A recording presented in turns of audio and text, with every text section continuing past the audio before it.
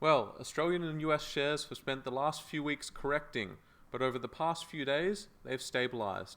So is this the bounce back, or is this just a breather in the overall downwards movement? So hi there everyone, welcome to the Traders Circle Weekly Market Update. Today is Tuesday the 18th of March 2025, and before I get started, you do need to be aware that whatever I say is general advice only. So the big news for the past month has been Trump and his trade war.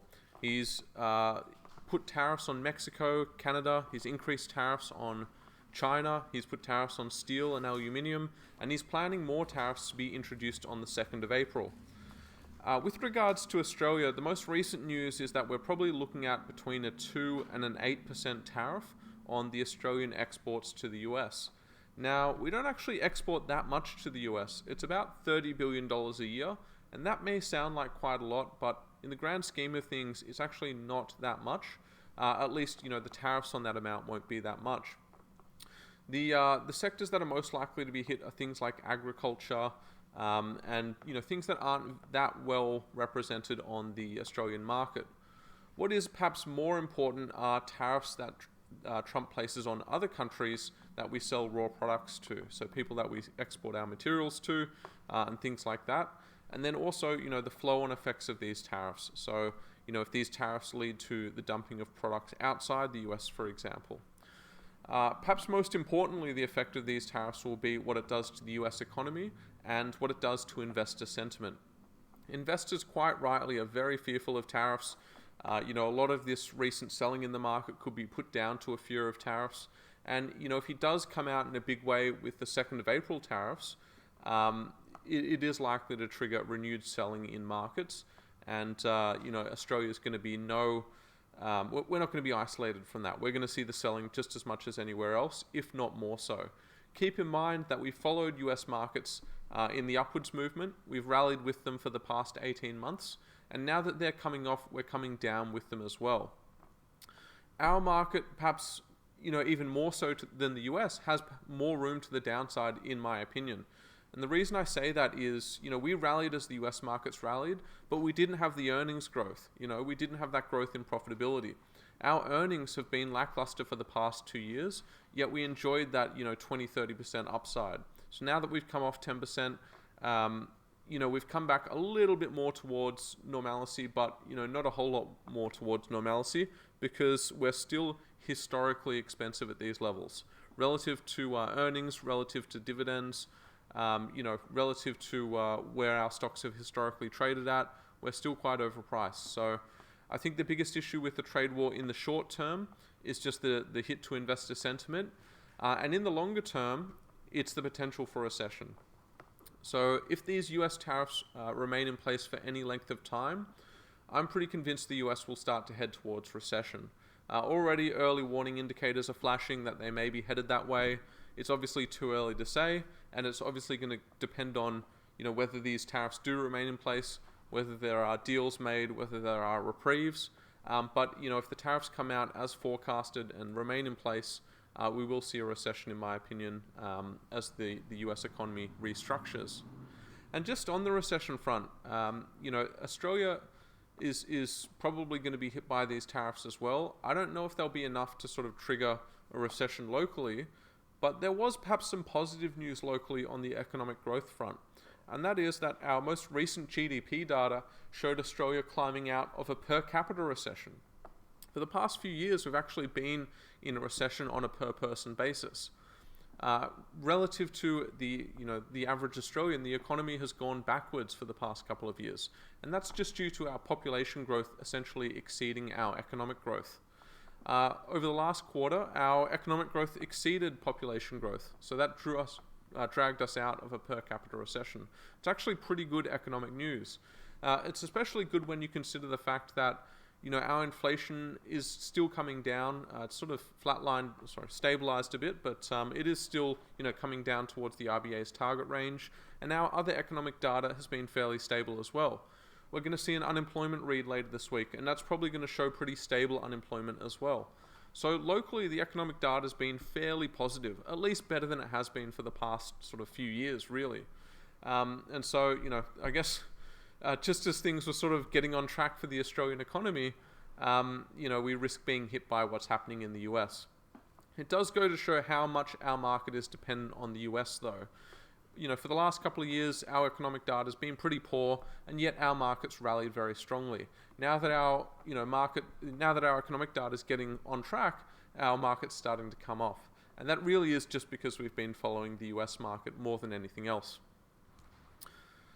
So the big sort of question in all of this is, what will interest rates do? If the US economy heads towards recession, does that mean they're going to see interest rate cuts? Well, not necessarily, because the big risk is that we see, these tariffs trigger a stagflation scenario where they push prices up, because that's what a tariff is. It's going to basically add an additional amount to the price of everything, just like our fuel excise does, for example. But it might reduce economic activity as well. And so we could see a stagflationary scenario, which is triggered by the tariffs, where we see inflation start to climb back up, but economic growth starts to decline. And that's the real risk for the Fed. Can they really cut interest rates to support the economy if the tariffs are increasing prices of things? And so that's going to be a big thing to weigh up for the Fed. We will see a Fed meeting this week. They probably will start to talk about these tariffs, the balancing act between prices and economic growth. And so I think people will be watching that Fed meeting on sort of Thursday morning Australian time, just seeing what they say regarding that balancing act. For Australia, I really do think that we're starting to see the conditions where they might start to consider another rate cut. And that's, basically that inflation is slowing down. And we've seen other economic measurables sort of stabilize a bit.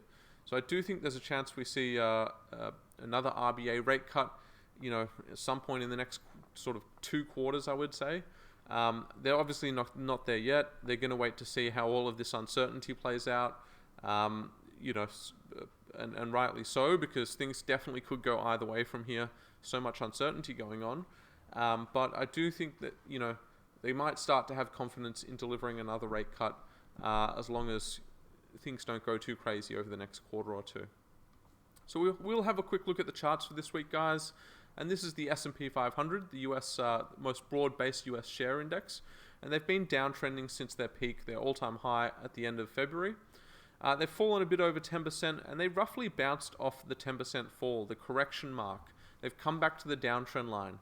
We're now waiting to see whether they break that downtrend and perhaps head back towards 5850, or whether they continue trending lower and head back towards 5400 or 5420.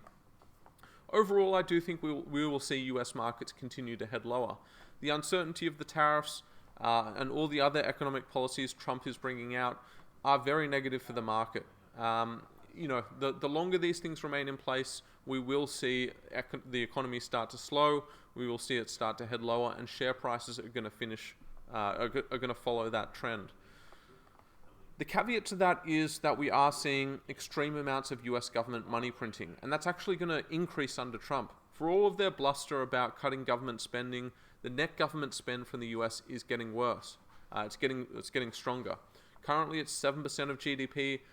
That's only going to get worse. So when the US government deficit is 7% of GDP, that's essentially the greatest money printing campaign in human history, and that will flow to the financial markets eventually.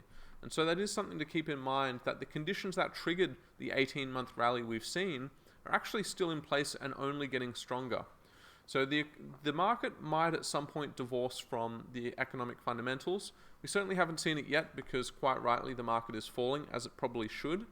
But if we do see a further fall, then we see the economy start to deteriorate, and then we see the market go back up, it could be that it's just the weight of money printing that's pushing the market up. And in that scenario, I would suggest that it's not, that stocks are becoming better, it's that the money is becoming worse. So let's have a quick look at the Australian chart for this week. And this is the XJO. And if you notice, it is very, very similar to the S&P 500. We followed them up for 18 months. We set a peak in mid to late February, and since then we've been falling. We also hit a 10% correction mark, 77.50 roughly, and we've also bounced back up to our downtrend line. We held that downtrend today, we held resistance at 7,900, and we're now going to wait to see if the US market breaks their own downtrend line or if they head lower. If the US market heads lower, I suspect we'll pretty quickly head back towards 77.40, 77.50, and if the US market breaks higher, that could be a sign we're going back to 80.60. Like I said with the US, the fundamentals have turned negative, and the longer the tariff situation and the trade war remains in place, the more negative things will get. The one saving grace for the market, though, is US government money printing, and they're printing money at the fastest rate we've ever seen. Like I said, when we looked at the US, if markets go up, it's not going to be because shares become more valuable, it's because money is going to be becoming less valuable. What we're seeing is risk asset inflation rather than shares becoming more attractive. So we'll wrap it up there for this week, guys. Hopefully you enjoyed. If you did, click like, click subscribe, and we'll see you guys next time.